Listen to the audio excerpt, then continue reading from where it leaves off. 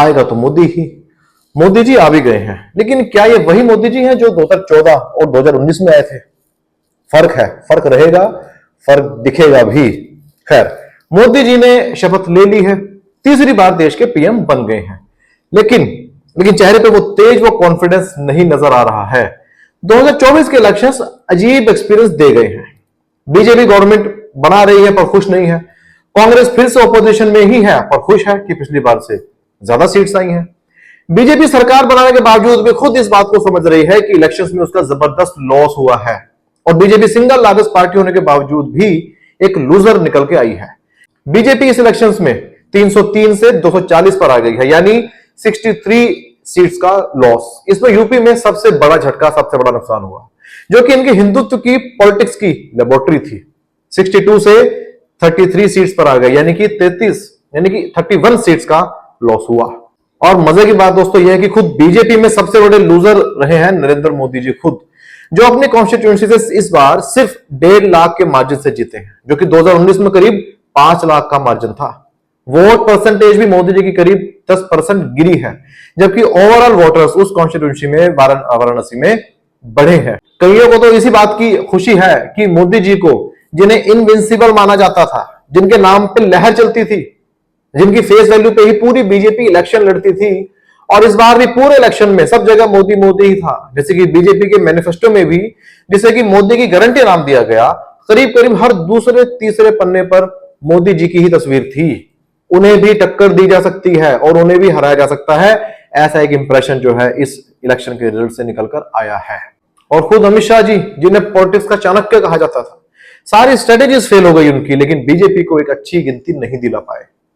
Overall voters ने इस बार BJP के हिंदुत्व या धर्म की पॉलिटिक्स को ठुकराया है। मोदी जी ने खुद अपने भाषणों में जैसे मंगलसूत्र, मटन, मुस्लिम का जिक्र किया, लोगों ने उसे हजम नहीं किया इस बार। यहां तक कि श्री राम मंदिर, जिसका ग्राउंड लेवल पर बीजेपी ने पूरा पॉलिटिकल इस्तेमाल करने की कोशिश की, खुद अयोध्या में बीजेपी सीट नहीं बचा पाई। और बीजेपी की ट्रोल आर्मी और आईटी सेल ने अब अयोध्या के हिंदुओं को ही खूब गालियां बकनी शुरू कर दी है कि आपने धोखा दे दिया बीजेपी को, आपने धोखा दे दिया मोदी जी को। अब हालांकि बीजेपी की लेड गवर्नमेंट ही बन गई है, पर कई मामलों में टेन्योर बहुत अलग किस्म का होगा। कुछ मामलों में अलग होना तो स्वाभाविक ही है, पर कुछ मेन मुद्दों पर फर्क साफ नजर आएगा। पहला, मोदी जी की जो इमेज थी एक महामानव की, वो टूट गई है। उन्हें अपनी इमेज बनाने के लिए यहां तक कहना पड़ा कि वो बायोलॉजिकल ही नहीं है, बल्कि ईश्वर ने उन्हें भेजा है। मोदी जी की ऐसी बातों को अब सीरियसली नहीं लिया जाएगा। उनकी इमेज को जबरदस्त एक सेटबैक लगा है। इंडिया को एक रिलीजियस स्टेट या हिंदू राष्ट्र बनाने का जो एजेंडा सुनने को मिलता था, बीजेपी से जुड़े लोग बार बार बोलते थे, उसमें फर्क पड़ेगा। अब उतना जोर से नहीं बोल पाएंगे। तीसरा, यूनिफॉर्म सिविल कोड शायद इंप्लीमेंट तो हो जाए, लेकिन उस फॉर्म में नहीं हो पाएगा जैसे कि कुछ माइनॉरिटी कम्युनिटीज को डर था। शायद ज्यादा इंक्लूसिव होगा, सलाह मशवरा करके ही किया जाएगा। चौथा, एनआरसी, जिसे अमित शाह जी कहते थे कि होके ही रहेगा, उसे भी अग्रेसिवली इंप्लीमेंट नहीं कर पाएंगे अब।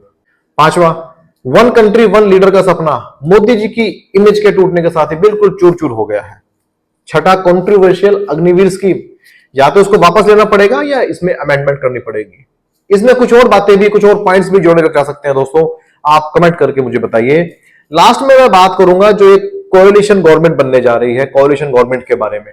दोस्तों, कोई भी पॉलिटिकल पार्टी नहीं चाहती कि उसे कोएलिशन गवर्नमेंट बनानी पड़े, किसी पे डिपेंड रहना पड़े।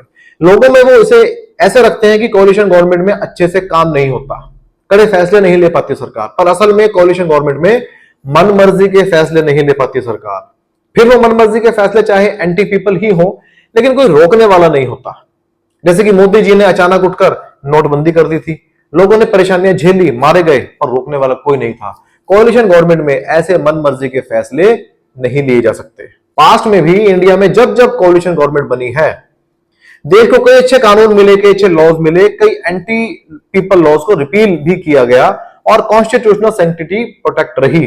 आप थोड़ी हिस्ट्री उठा के देख लीजिए, जब जब कोएलिशन गवर्नमेंट बनी है तो उस वक्त देश के अंदर क्या माहौल था, कैसे कानून लोगों को मिले हैं, कैसी पॉलिसीज इंप्लीमेंट हुई है लोगों की, उसके बारे में भी डिस्कस करेंगे तो हमारा टॉपिक आज का बड़ा हो जाएगा। खैर, इंडिया जैसे एक बड़े और डाइवर्स देश में कोएलिशन गवर्नमेंट होना एक अच्छी बात है, जिसमें कोई एक बड़ी पार्टी मन मर्जी नहीं कर पाती और उसे दूसरी रीजनल या छोटी पार्टीज को, जो कि लोगों से डायरेक्ट जुड़ी होती है, उनकी सुननी पड़ती है।